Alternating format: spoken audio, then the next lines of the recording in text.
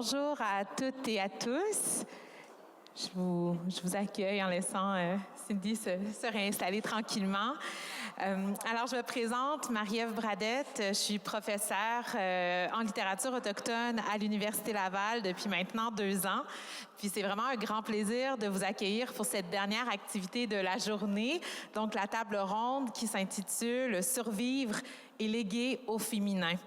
Une table ronde qui va se dérouler en très, très belle compagnie. Je vais vous présenter nos invités dans quelques instants.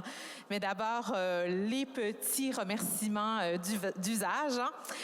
Cette activité est présentée en codiffusion avec Kwayatonk et la Maison de la littérature dans le cadre du 13e Salon du livre des Premières Nations, une présentation de TELUS. Réalisée par Kwayatonk, l'édition 2023 est possible grâce à l'appui financier des partenaires suivants: Acier Owista, l'ECN, Énergex Énergie renouvelable, Hydro-Québec, la Caisse des jardins de Wendake, Okitela, le Conseil des arts du Canada, le gouvernement du Canada, le gouvernement du Québec, la SODEC, la Ville de Québec et Wendake. Petite liste à lire. J'étudie 2023. J'ai dit 2023. Donc, c'est Louis-Carl qui nous a donné le mauvais texte, c'est ça? L'édition 2024, je corrige. Alors, mais toujours la 13e édition, par contre. Alors, dans le cadre de cette dernière table ronde aujourd'hui, j'ai le très grand plaisir, l'honneur de m'entretenir avec 3 femmes extraordinaires, 3 écrivaines que j'admire beaucoup, que je vais présenter dans l'ordre où elles sont assises en ce moment pour que vous puissiez placer des visages si vous ne les connaissez pas déjà. Alors, à ma gauche, Cindy Wilde est Anishinaabe et Atikamekw, originaire de Picogan, en Abitibi-Témiscamingue.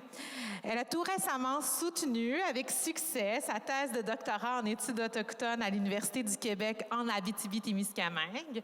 Elle est aussi professeure au département de travail social de l'Université d'Ottawa. Et elle est autrice, écrivaine. Elle est l'autrice de la nouvelle Pacan, parue dans le collectif de fiction d'anticipation Wapke en 2021 chez Stankey.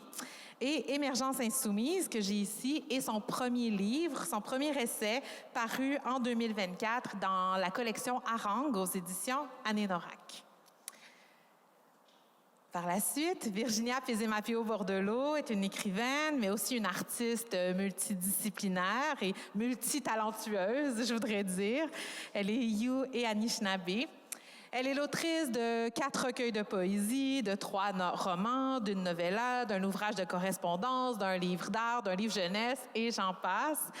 Ses plus récentes parutions sont... Et ça prend beaucoup de mains pour animer ici. Donc, ses plus récentes parutions sont Iskoudé Utaban, La voiture de feu, paru cette année, en 2024, aux éditions du Quartz, un recueil de poésie. Et je me suis trompée, c'est celui-là, Iskoudé Utaban.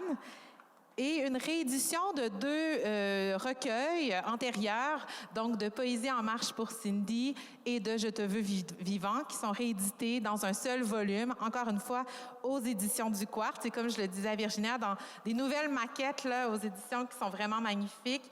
Et dans Iskoudé Utaban, vous avez aussi des photographies qui donnent une profondeur au texte absolument extraordinaire. Et enfin, Carole Labarre, qui est Innu de la communauté de Pessamit.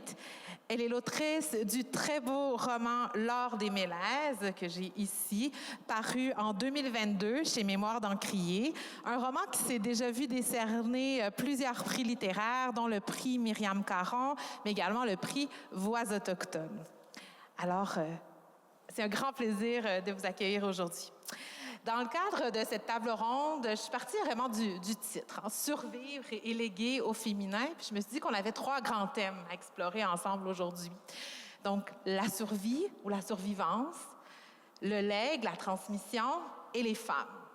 Et je pense que chacune à votre manière, vos œuvres, vos écrits abordent ces 3 grands thèmes-là de manière plurielle, avec des styles complètement différents, avec des approches, mais néanmoins, ça me semble être au cœur de chacune de vos œuvres. Donc, Je vous lance une première question pour amorcer la discussion. J'ai préparé bien sûr des questions, mais on laisse aller la discussion de manière organique aussi, donc n'hésitez pas à dévier un peu si bon vous semble. Vous êtes trois écrivaines de générations différentes et de longueurs de carrière différentes aussi, entre Virginia, qui est là depuis les années 80 dans le milieu littéraire autochtone au Québec, une pionnière. Cindy, qui en est à son tout premier livre. Carole aussi, à son premier roman il y a quelque temps. Qu'est-ce que ça veut dire pour vous, en tant que femme, de s'inscrire dans une histoire littéraire autochtone, dans ce champ littéraire autochtone actuellement, dans un paysage où les femmes sont assez prédominantes, je dirais. Là. Donc, qu'est-ce que ça veut dire en tant que femme que de devenir écrivaine? Virginia. Ben, en tant que femme autochtone, oui. C'est ça, c'est que ça a été de tracer un chemin en ce qui me concerne, en ce qui nous concerne, les femmes, les écrivaines de mon âge, si tu veux. Et c'était pas évident trop à l'époque là, de publier. Et puis, c'est toujours des femmes, dans le fond, qui m'ont donné une chance.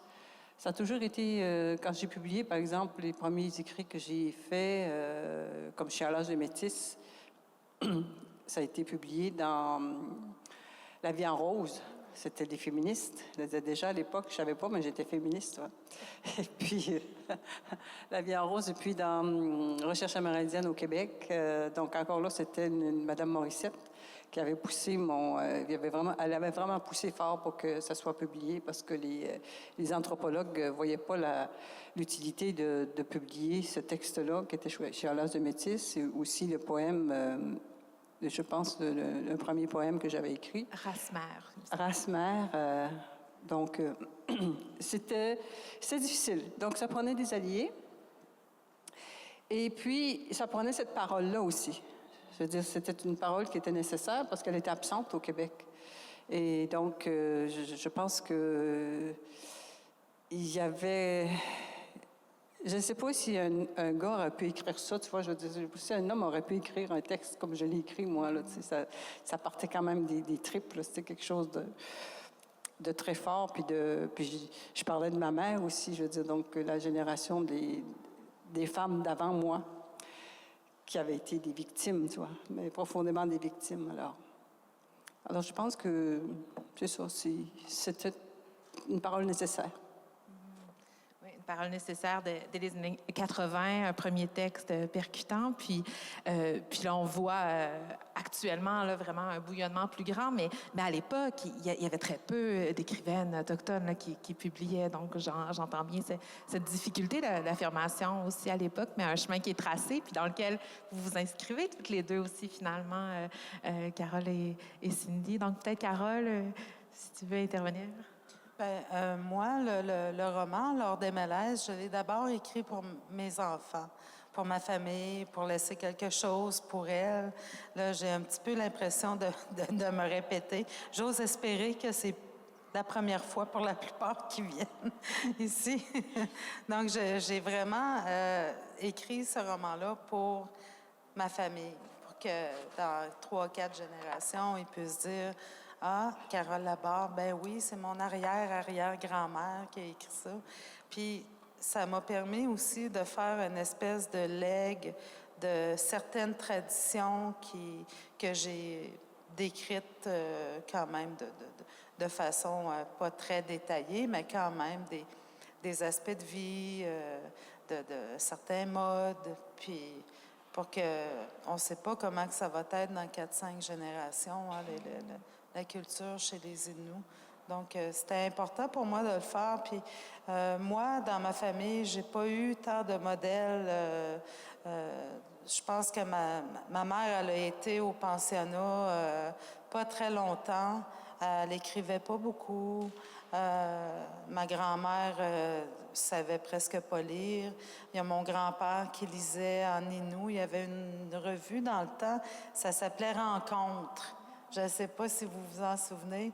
Puis au milieu, il y avait tout le temps un fascicule que c'était seulement en langue Innu ou en Atikamekw, je pense aussi. Puis j'entendais mon grand-père dans sa chambre, il était assis sur son lit, puis là, je l'entendais. Il lisait à voix haute en Nénoémoun, puis je me disais, ah ben, mon grand-père sait lire. Ça m'a vraiment surprise. Mais autrement, j'ai pas eu vraiment de modèle. Moi, la première femme que j'ai lue, c'est Anne Antley Capèche. J'ai encore la première édition de son livre. Puis je l'ai montré à Natacha Canapé, puis je voyais, je la regardais, elle la reluquait. Je pense qu'elle aurait aimé avoir cette édition-là. Elles sont rares, ces copies. C'est un vrai trésor, puis ça a été la première femme Innu que j'ai lue. Puis à ce moment-là, je devais avoir autour de 16 ans, puis je ne connaissais pas vraiment les vols à basse altitude à 16 ans. On s'épivarde plus que d'autres choses, mais bon, ça a été mon premier contact avec une écrivaine autochtone. Puis par la suite, ben c'est vraiment Joséphine Bacon qui est arrivée, puis qui a dévoilé la merveille des merveilles avec ses mots, qui qu'est notre culture, la culture Innu. Donc, c'est vraiment... Au départ, c'était pour mes enfants, puis je pense que c'est bien réussi. Elles en ont chacune une copie. Je ne suis pas certaine qu'elle l'ait lu encore.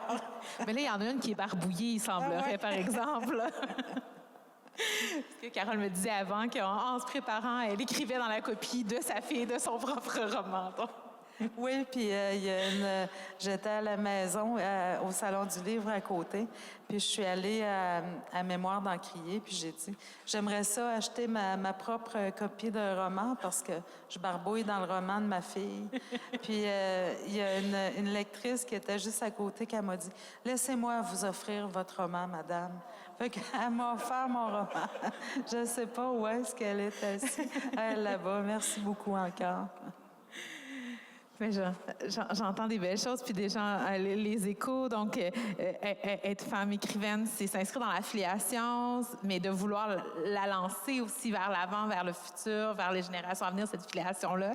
Mais aussi une filiation qui est littéraire, déjà, de Capèche à Joséphine Bacon et l'écriture. Puis d'ailleurs, la citation en exergue est un poème de Joséphine Bacon dans l'Art des Mélèzes. Donc, on voit déjà cette filiation-là, cette inscription dans une histoire littéraire, je pense qu'il est en train de se construire encore aujourd'hui. Oui.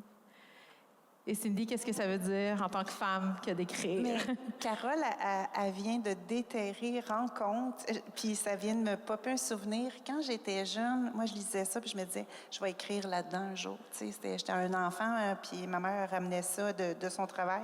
Puis un jour, il avait fait un appel à tous, puis il m'avait publié. J'étais euphorique. Mais c'est ma première expérience d'écriture. Mais moi, ce qui m'a vraiment comme tracé le chemin, c'est l'histoire des chroniques. J'ai eu la chance, il y a quelques années, d'être chroniqueuse à Espace Autochtone pour Radio-Canada. Puis, à ma grande surprise, il y avait vraiment des gens intéressés à toujours en savoir plus. Puis, il y a quelque chose que j'ai vraiment trouvé difficile quand j'étais jeune, moi, c'est un silence qui planait sur les réalités post-pensionnat. Moi aussi, ma mère est allée au pensionnat. Donc, il y avait plein de trucs. Il a fallu que par moi-même, j'essaie de trouver des réponses, puis j'essayais donc dans les livres. Il n'y avait pas beaucoup de littérature. Donc, tout ça, je pense que mis ensemble, ça fait comme me développer un intérêt pour la plume.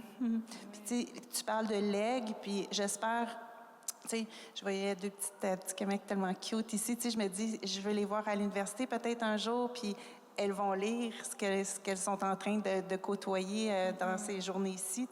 Je trouve ça super. Puis le Salon des Premières Nations, pour moi, ben, ça réveille ça. T'as envie de transmettre par l'écriture, par la littérature aussi, aux futures jeunes filles, à un public plus large aussi, mais j'entends aussi vos modèles de femmes, l'inspiration des mères ou des écrivaines qui sont venues avant aussi, dans tous les cas. Pour Virginia aussi, tu parlais de chialage de métis, c'est un écrit sur la mère aussi. Et pour toi, Carole, c'est en tant que mère que tu as voulu écrire pour transmettre. Donc, on voit comment c'est au cœur de vos différents projets. Dans le titre de notre table ronde, on a aussi l'idée de survivre. Hein? Puis c'est pas un concept simple quand on pense en comme thème dans la littérature. Je pense que toutes les trois, à votre manière, de différentes façons, vous apportez ce thème-là de la survie. Et qu'est-ce qu'elle a de particulier, la survie au féminin? Parce qu'on ne survit pas aux mêmes choses, on n'écrit pas la survie de la même manière, je pense. En tout cas, pour moi, quand je lis les littératures autochtones actuellement, je pense qu'il y a quelque chose de très spécifique parmi les écrits des femmes. Donc, pour vous, qu'est-ce que ça veut dire survivre en tant que femme autochtone? Bien, moi, c'est vraiment les sujets, je pense, qui doivent être connus. Ceux qui ne l'ont pas lu, moi, je parle vraiment des femmes en général, la situation de marginalisation, jusqu'à où qu'elle peut nous conduire, des situations d'itinérance, la prostitution, dans ce cas-ci, surreprésentation carcérale, mais c'est des choses que je trouve qu'on ne s'intéresse pas assez. Dans le milieu universitaire aussi, on parle beaucoup de sécurisation culturelle, de décoloniser tous nos cursus scolaires, mais il y a des réalités qui font foi de ça vraiment, puis je pense que c'est peut-être pas assez exploré. Fait que moi, ça a été comme un médium extraordinaire pour partager une réalité que les gens doivent connaître. On doit être sensibilisé à cette réalité-là. Les violences envers les femmes notamment. Oui. Puis peut-être que tu pourrais, pour compléter un peu cette réflexion-là avant de passer, nous raconter un peu comment tu ouvres le livre justement avec cette expérience-là très personnelle qui ancre ce rapport-là à la survie, à la résistance, les deux à la fois. En fait. Oui. Bien, tu sais, ce que j'essayais de faire, de traduire dans ce livre-là, c'est que cette peur-là, je pense que toutes les femmes autochtones au pays ressentent cette peur-là, de pas être en sécurité, de ne pas pouvoir être protégée de la même façon qu'une femme non autochtone si on fait appel à certains services publics, dont les policiers, la justice et tout ça. Il y a un paquet de problématiques dans la structure, donc au niveau structurel, mais aussi au niveau de tout ce qui est comme le cadre colonial. On est encore imprégné de cet héritage colonial-là, puis ça se traduit beaucoup dans les services publics au niveau de la justice. Et les femmes autochtones sont vraiment comme victimes de tout ça, sont vraiment à la croisée d'oppressions importantes au niveau du fait qu'elles sont autochtones, mais aussi parce qu'elles sont des femmes. C'était vraiment comme pour moi, je pense, un filon qu'on doit discuter, puis je pense que la littérature permet ça, d'ouvrir le dialogue. Là. C'était vraiment ça, moi, mon intention d'avoir pris la parole sur ce sujet-là. Et pour répondre à ta question, bien, c'est un peu une situation que j'ai vécue moi-même, que j'ai voulu mettre en lumière, dire comme un soir, après un enseignement, je donnais un cours à l'UQAT, à Val-d'Or, et 22 heures, le gardien me demande de quitter l'université. Et c'est pendant les travaux de la commission Vient, puis je veux pas aller dehors toute seule au centre-ville. Je suis une femme autochtone, je dis comme c'est hors de question. Et je le partage au gardien. Puis sur le coup, le gardien il me dit « Oui, je comprends, je vais rester avec vous. » Tu sais, ça m'a soulagée, mais en même temps, c'est après, je me suis dit, c'est pas normal, sa réaction. Il me confirme qu'on a raison d'avoir peur, les femmes autochtones, tu sais. Fait que ça a vraiment suscité une réflexion qui a mené à la nécessité d'écrire tout ça. Oui, puis c'est très fort d'ouvrir le livre avec cette expérience-là pour ensuite adresser ces questions-là à travers différents angles de réflexion, d'analyse aussi. Oui. Je tends vers Virginia, parce que je pense qu'il y a un lien direct, si on pense à la réédition de ces deux recueils-là. Donc, Poésie en marche pour Cindy, Je te veux vivant. Poésie en marche pour Cindy adresse des questions très, très similaires à celles dont parle Cindy aussi dans son livre, justement. Donc, pour toi, survivre en tant que femme, survivre au féminin, qu'est-ce que ça veut dire? Oui, c'est pas pour rien, dans le fond, que je m'intéresse au sort des femmes autochtones disparues et assassinées. Moi, j'ai vécu aussi des situations dont je n'ai jamais parlé, que j'ai vu ma mère aussi subir, c'est-à-dire un policier qui entre dans la maison chez nous avec une arme entre les mains, tu vois, et qui cherche un orignal. Imagine-toi donc, il cherche un orignal, tu vois, dans la maison ou autour. Ah, c'était fou. Puis moi, j'étais petite, j'étais pas grande, puis ma mère était terrorisée, tu sais. Sortir son arme là, sur une femme là, tu sais, autochtone, il aurait pu la tuer, tu vois. Et puis, d'autres expériences comme ça, toujours avec des policiers, où j'étais en danger.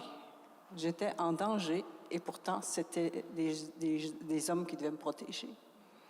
Alors, c'est des choses que peut-être qu'un jour je vais en parler. J'attends juste que ces hommes-là meurent, tu vois, qu'ils soient passés de l'autre bord. Moi, je suis vieille, moi, déjà, là, tu sais, fait que ils sont peut-être déjà tous partis. Mais c'est des situations qui sont intolérables, tu sais, puis et qui, on est forcés, nous, les femmes, on était forcés de se taire, de cacher ça, de cacher ces expériences qu'on vivait, parce qu'on ne savait jamais qu'est-ce qui pouvait nous arriver, tu vois, qu'est-ce que... Le bonhomme, il pouvait bien revenir, puis tu sais, et puis, surtout, quand on connaît la justice qui est rendue dans ces cas-là, ça veut dire c'est toujours pour les forces de l'ordre, tu vois. J'ai jamais un policier qui va être accusé de voie ou de meurtre ou de... C'est-à-dire, c'est l'injustice totale. Alors, tu fermes ta gueule. C'est-à-dire, en tant que femme, tu te tais. Et tu attends le moment, peut-être, pour parler. Là, un jour, je trouve que là, on est quand même assez bien placé actuellement pour ouvrir des vannes. Et donc, oui, survivre, et puis survivre aussi à une situation coloniale. Moi, j'avais une famille absolument dysfonctionnelle. Il a fallu, nous autres, les enfants de la famille, se sauver nous-mêmes, tu vois. On était petits, là, on n'était pas... puis il n'y avait pas souvent à manger à la maison. Ou il y avait à manger, mais il fallait le préparer, tu vois. Il n'y avait pas de... Enfin... Puis moi, en tant que fille aînée, tu sais, il a fallu que je me dépatouille. Donc, j'ai appris très tôt à non seulement me protéger moi, mais à protéger aussi mes petits frères, mes petites sœurs. Puis malheureusement, des fois, c'était pas possible, tu vois. Alors, c'est ça. C'est-à-dire, et puis, la littérature, moi, ça a toujours été l'art, autant visuel que par l'écriture, que je me suis sauvé la tête. Parce qu'il faut sauver la tête à un moment donné. Il faut rester clair dans son esprit. Et puis moi, je sais que c'est vraiment l'art qui m'a aidé à m'en sortir, à survivre, dans le fond. Tu sais. Carole, toi, dans ton roman, le mot survivance revient souvent. Oui, mais je trouve ça rough un peu parce que moi aussi, je viens d'une famille dysfonctionnelle, puis les pensionnats, puis tout ça. Fait que nous, ma sœur et moi, on a réussi à briser le cercle. Ça, j'en suis très fière, puis mes enfants s'en rendent compte aujourd'hui. Là. Fait que je vais vous lire un extrait de... Est-ce que je peux? Oui, absolument. Ça s'appelle « La fuite Mali ». Le plancher craque moins que mes vieux os. Mes mocassins glissent plus longtemps sur le plancher depuis que j'ai buté sur les racines dénudées d'un vieux sapin alors que je chassais la perdrix l'automne passé. Je me suis affalée de tout mon long en gémissant. Une légère entorse à la cheville droite. Ce n'est rien comparé à la vieille Mali, pauvre femme qui tentait d'échapper à son homme que l'ivresse avait rendu violent. Mali, enivrée et fuyant dans la nuit profonde, s'était cassé la hanche en tombant sur la glace. Transi de froid et incapable de bouger, de longues minutes s'étaient écoulées avant que ne viennent les secours. Mali n'a pas quitté son mari. Ça ne se faisait pas. Au cours des mois suivant son accident, alors qu'il trimbalait sa femme sur une chaise à roulettes d'une pièce à l'autre, le mari a constaté qu'un rictus amer s'était formé sur le visage de sa femme. Pourtant, les 10 onces de gin aidant, il redevenait acrimonieux, sachant que le souvenir du souvenir ne disparaîtrait jamais. Aujourd'hui, il y a toujours ce déshonneur qu'on ne remarque pas, qu'on ne remarque plus. Le silence funeste des femmes dont les mots ne se racontent plus. Leurs cris brodés aux perles de mocassins inachevés, morts dans leur gorge en voulant s'évader. Les hommes ne marchent plus dans les sentiers tracés par les femmes, comme elles, inaccomplies. C'est l'histoire de ma grand-mère. C'est moi qui étais là quand elle s'est cassée la hanche. Je devais avoir à peu près 6 ans. C'était une nuit noire d'hiver. Les chemins à Pessamit, c'était juste de la glace. Puis ma grand-mère, elle se sauvait. On était chez sa sœur, ma tante Julie. Puis elle se sauvait de mon grand-père, parce que mon grand-père était en état d'ivresse avancé. Puis en voulant se sauver, elle-même, elle avait pris quelques verres, j'imagine, je suis pas mal certaine. Puis elle a tombé sur la glace, puis elle s'est cassée la hanche. Puis ça a pris du temps avant qu'un véhicule passe. Je ne sais pas quelle heure qu'il était, là. Il était peut-être 10 heures, 9 heures, 10 heures. Je ne sais pas du tout, là. Il était peut-être juste 5 heures le soir. Mais c'est l'histoire de ma grand-mère, fait que quand que je dis que moi aussi, je viens d'une famille dysfonctionnelle, c'est ça la survivance. On devient nous-mêmes des survivantes aujourd'hui, encore. Nos enfants le sont aussi, puis nos arrière-petits-enfants vont l'être aussi. C'est ça. C'est ma survivance. C'est vraiment très, très touchant. Puis je vous remercie énormément de partager tout ça avec nous aujourd'hui. C'est précieux. Je pense que ce qui vous rassemble néanmoins là-dedans, Carole, dans l'extrait que tu nous as lu, tu parles de ces femmes qui ne parlent pas, qui gardent le silence. Virginia, tu nous dis que, en tant que femme autochtone, les femmes ne parlaient pas, ne pouvaient pas dire ça, puis que même encore aujourd'hui, il y a des choses qu'il faut attendre avant de pouvoir dire. Cindy, aussi, tu parles de cette peur-là qui demeure silencieuse, mais toutes les trois, vous choisissez de ne pas vous taire puis vous parler.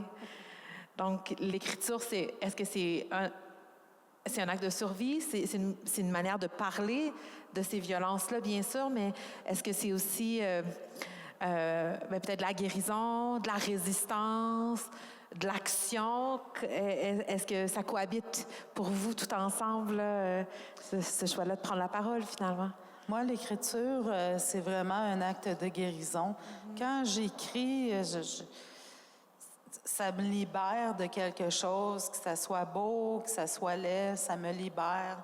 Puis ça permet à ce sentiment-là de prendre son envol, puis d'aller se poser sur une autre personne, d'une manière que cette personne-là puisse le prendre ou s'identifier à ça ou célébrer ce qu'il ressent. Puis j'ai un petit peu de misère à m'exprimer, je m'excuse. Non, c'est très éloquent.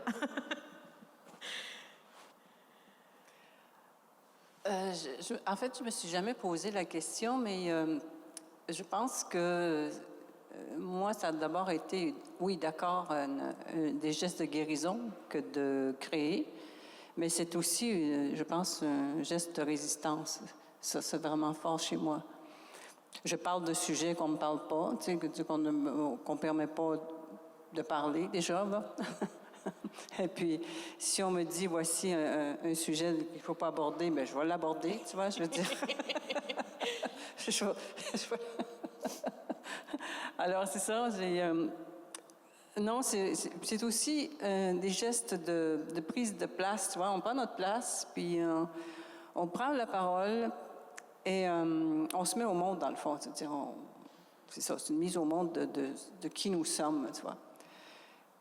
Puis, encore une fois, je vais dire que c'est vraiment nécessaire pour le monde, là. Il est temps que le monde nous connaisse, tu sais, savent... connaissent non seulement notre culture, mais notre façon de voir la vie, notre façon d'appréhender aussi le futur, tu vois. Enfin, je sais pas.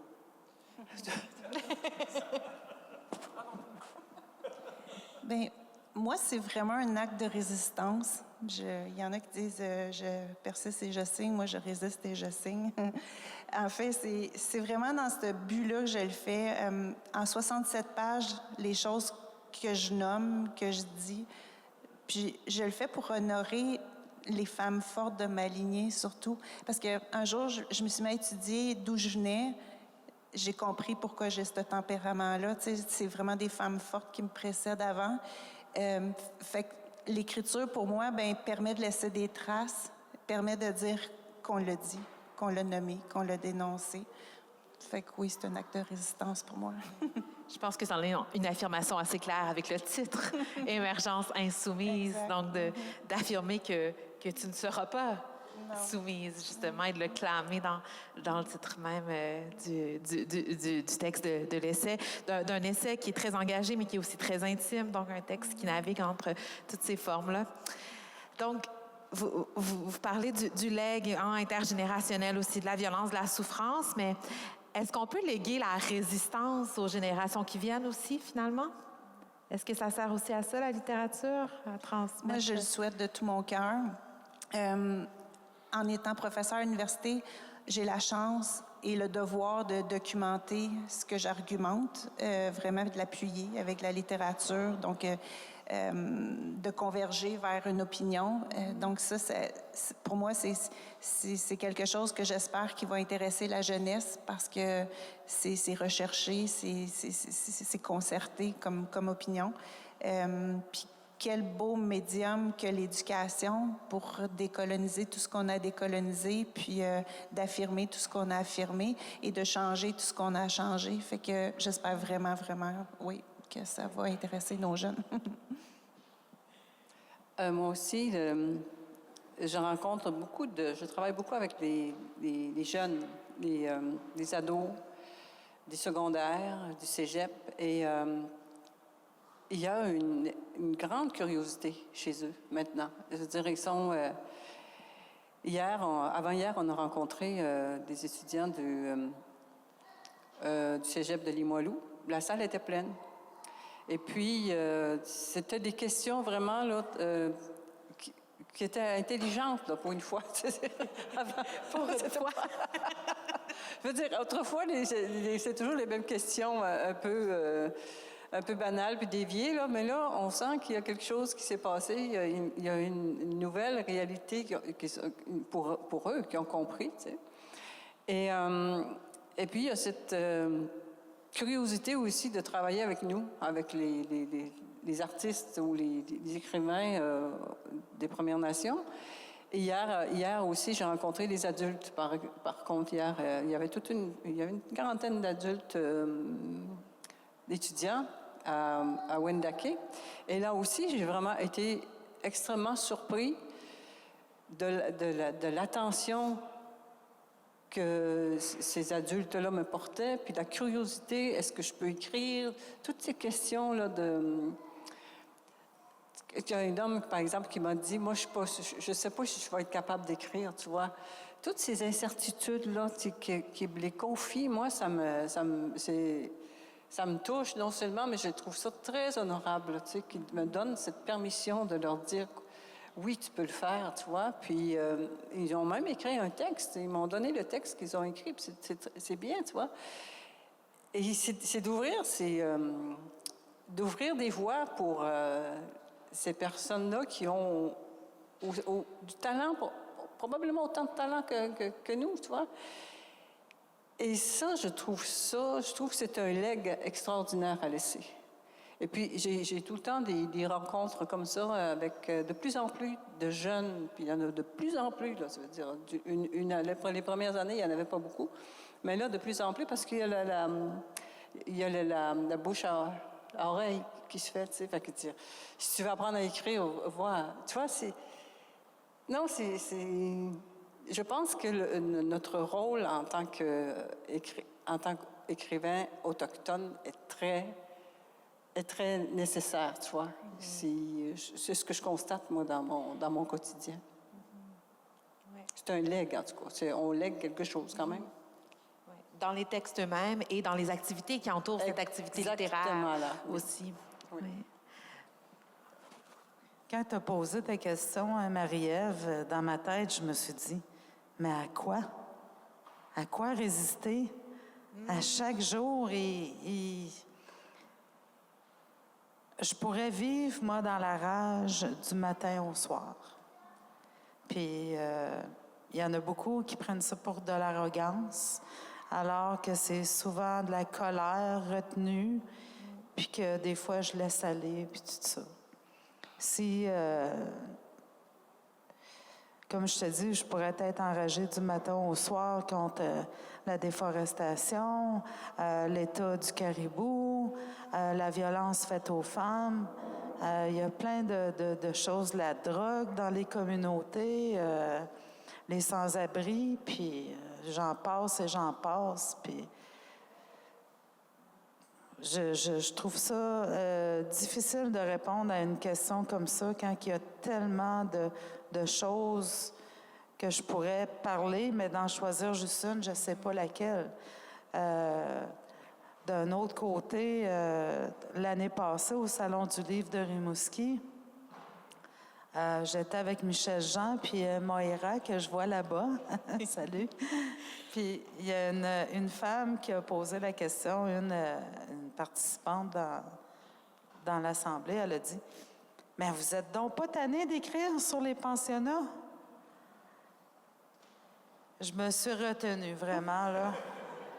Mais j'y ai répondu quand même assez raide. Puis il y a des gens qui sont venus me voir après puis qui m'ont dit « Occupez-vous pas d'elle, là. On la connaît ici, à Rimouski. Elle est tout le temps de même. » Tu sais? C'était comme si on me disait, ben, moi aussi, « Ah, occupe-toi pas de Carole, là. Elle est tout le temps de même. » Tu sais? Puis j'ai dit à la madame, j'ai dit « Écoutez, madame, les pensionnats, ça fait pas si longtemps que ça. Moi, ma mère, elle a été au pensionnat, puis j'ai bien l'intention d'écrire un roman sur les pensionnats.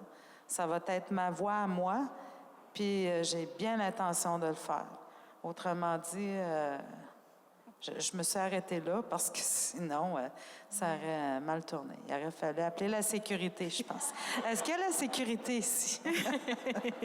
Non, mais sérieusement, Marie-Ève, il y a tellement de choses. Moi, j'ai quand même 58 ans, puis on dirait que je suis rendue à un stade dans ma vie où je vais laisser les autres se battre pour moi, mais je vais résister quand même, parce que j'ai tout le temps résisté, toujours, toujours. Moi, ma mère, elle a perdu son statut indien parce que mon père, il venait de l'Abitibi, c'était un non-autochtone. Puis, d'ailleurs, je suis très fière de mes racines abitibiennes. Puis, On a pas parlé pour ça. Puis, maman, elle a perdu son statut indien à l'âge de 21 ans, quand elle s'est mariée. Il a fallu qu'elle quitte la communauté de Pessamit pour aller vivre dans la ville à côté, qui était Haute-Rive ou Ragno. Puis, imaginez une jeune fille de 21 ans qui se fait déraciner de son village à côté à cause de la loi sur les Indiens, puis qui se ramasse à côté dans un village qui est hyper raciste. Fait que maman, elle a perdu tous ses repères à ce moment-là. Puis, en 1985, elle a eu son statut. J'ai vu ma mère changer du tout au tout. Ma mère, elle a grandi d'un pied, elle qui était tellement une petite femme. Je l'ai vue grandir d'un pied, puis j'étais tellement fière de maman. Puis une fois, on se promenait au centre d'achat, je devrais même pas raconter ça. On est entre nous. On est entre nous. Ce qui reste, ce qui se passe à la maison de la littérature reste à la maison. Non, mais maman, j'étais avec elle au centre d'achat au Trive. Puis là, il y a deux jeunes qui étaient assis sur les bancs là, pour se reposer. Puis nous, on passait. Puis il y a un des deux jeunes qui a dit « Check, les caouiches passaient ». Ma mère, elle s'est revirée de bord. Elle a dit aux jeunes qui devaient avoir peut-être 1 an, 2 ans de plus vieux que moi, elle dit « Qu'est-ce que t'as dit, toi? » Puis là, le jeune, il la regardait, puis il n'a rien dit. Maman, elle arrive, paf! Il se fait qu'une claque. C'était comme... Hey, mais quand même, dans ces années-là, le jeune, il a pris son trou, puis moi, je regardais ma mère. C'était mon héroïne. Ah, j'étais tellement fière de maman. Puis c'est à ce moment-là que j'ai vu ma mère récupérer son identité. Ça, pour elle, c'était comme un acte de résistance qu'elle a subi pendant plusieurs années, mais qu'elle ne pouvait pas rien faire. Parce qu'elle n'avait pas les moyens. Maman, c'était pas une femme qui était éduquée, puis tout ça. Donc, C'est ça, je vais laisser ça aux plus jeunes, les actes de résistance. Bien, ce sont des beaux actes de résistance, puis je pense que vos livres en sont aussi des actes de résistance, puis des actes... tu sais, j'entends aussi dans tout ça comment la colère des femmes, puis la colère des femmes autochtones, sans doute encore plus, a été tellement dénigrée, on ne veut pas l'entendre, c'est donc fatigant. Elles peuvent pas se taire, tu sais, lorsque tu disais, Carole, parle encore des pensionnats, mais c'est parce que tout le monde n'a pas encore entendu qu'il faut encore parler de ça, puis qu'il faut encore parler des femmes. On n'a pas encore assez parlé, les gens n'en ont pas encore assez entendu parler. Malgré ce qu'on croit, les pensionnats, on n'en a pas fini d'en parler encore. Non. Tant qu'on va découvrir des enfants, des corps, on va en parler. Ça tire à sa fin. Une dernière petite question, mais qui pourrait être un peu polémique, mais je la lance quand même. Virginia l'a ouverte un peu, cette piste-là, en début, en disant qu'à l'époque de Chialage de Métis, elle ne savait pas qu'elle était féministe. C'est ce que tu disais au début, en publiant dans un magazine féministe. Est-ce que vos textes sont, selon vous, des écrits féministes? Est-ce que ça fait du sens pour vous, ce mot-là? Mais moi, sans aucun doute, oui, là. Un gros oui. Mais en fait, tu sais, je trouve que dans l'espace public, la femme autochtone, de façon générale, elle a tellement été effacée volontairement par les politiques d'assimilation. C'est se réapproprier un pouvoir, se réapproprier la parole des femmes. Elle a été effacée longtemps, la parole des femmes, dans les recherches à plusieurs niveaux. Fait que moi, c'est un gros oui. Un acte féministe de présence, Oui. aussi de mise en présence. Oui. Quand il y a... dans le fond, les femmes, ça fait pas des siècles là, tu sais, qu'on prend notre place. Puis le patriarcat est très fort. Puis encore aujourd'hui, quand on voit les trucs de masculinistes, là, c'est parce que ça dérange les femmes qui parlent, les femmes qui prennent leur place. Le mâle alpha, tu sais, je veux dire... on va dire... bonne chance, tu sais, je veux dire. Quand une femme qui accepte de se faire vivre par un mâle alpha, mais je veux dire, c'est lui la victime, là, tu sais. Il va falloir se taper toute la job, là, tu sais, pour faire vivre sa femme, ses enfants, tu sais. Moi, j'aimerais bien ça, moi, rester à la maison, puis rester à la maison, puis, tu sais, je veux dire, juste faire ce que j'aime faire, là, tu sais, puis faire le ménage, je veux dire, m'occuper de mon territoire, tu sais, puis dans ce temps-là, le mâle, il va travailler, tu sais, il va dire, on va apporter l'argent à la maison. En fait, je trouve ça d'une stupidité, là, tu sais. Mais en même temps, c'est le signe ça dérange, tu sais, je veux dire, quand les femmes, on prend notre place, qu'on parle, tu vois. Et c'est dans ce sens-là que, oui, c'est sûr, je ne savais pas que j'étais féministe, mais je pense que je l'ai toujours été. Je veux dire, dans le sens que c'était les gars qui prenaient la place à la maison, c'était le père, tu sais, puis maman... mais maman, elle a pris sa place à sa manière en se détruisant, en détruisant tout le monde autour d'elle, tu vois. Et puis, moi, en quelque sorte aussi, j'ai quand même pris ma place. J'avais du caractère, là, c'est-à-dire... le père, il n'y avait pas trop de domination sur moi. Là, il trouvait ça... Puis ça, je pense que c'est lui qui me l'a montré aussi. J'étais... en quelque part, c'était le... Comme ma mère n'avait pas de pouvoir, j'ai regardé où était le pouvoir. C'était du côté du père. Fait que je me suis plus enlignée vers lui, là, tu sais, pour forger mon caractère. C'est aussi bête que ça, mais en même temps, ça a fait une femme forte, tu veux dire. Je suis devenue une femme forte. Et puis, oui, comme j'ai dit, avoir rencontré Hélène Penneau, par exemple, pour avoir eu Hélène Penneau comme professeur, c'était quelque chose, je veux dire, c'est bien partir dans la vie pour savoir prendre la parole, tu vois. Ben moi, je peux vous dire que c'est mon chum qui fait son propre lavage. Ça fait des années que je fais plus son lavage. Puis j'y ai dit une fois, t'es capable de faire ton lavage, Dédé. Mais je pense que moi, j'ai pas été élevée dans le féminisme en tant que tel. J'ai jamais été féministe. Mais je pense que jusqu'à un certain point, le féminisme, il peut prendre une autre tangente dans mes romans parce que j'écris sur 3 générations de femmes. Donc, je pense que chacune a quelque chose à apporter là-dedans selon le temps dans lequel elle vivait. Donc, il y a Pyjamas, il y a Thérèse, puis il y a Adéline. Donc, les 3 vivent différentes choses, puis elles vont maturer dans le roman, surtout Adéline, qui, elle va sûrement faire quelque chose de spécial. Ça va sûrement être la révoltée des 3. Ça, c'est des petites pistes pour ce qui s'en vient, là, c'est ça? Oui. Bien, il faut que je prenne le temps d'écrire. Il faut que je prenne le temps d'écrire. C'est difficile. J'aimerais écrire de 8 h à 5 h le soir, mais je peux pas parce que la facture d'Hydro-Québec, elle rentre. Puis il n'y a pas un mâle alpha à la maison. Il n'y a pas de mâle alpha à la maison non plus. Mais sur ce, je vous remercie sincèrement pour ce partage, pour ces confidences, pour ces rires aussi.